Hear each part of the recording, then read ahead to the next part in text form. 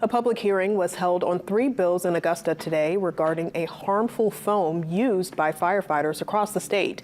Aqueous film-forming foam is used specifically for flammable liquid fires, particularly when there is life risk.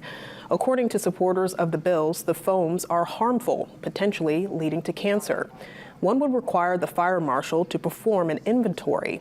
Another would establish a disposal program of a triple F, which some fire stations may not be able to afford.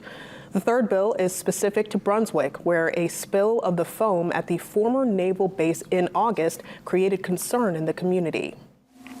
Together, we can all rally around the notion that our constituents, the land they live on, the water they drink and derive a living from, and the air they breathe should not be exposed to poison.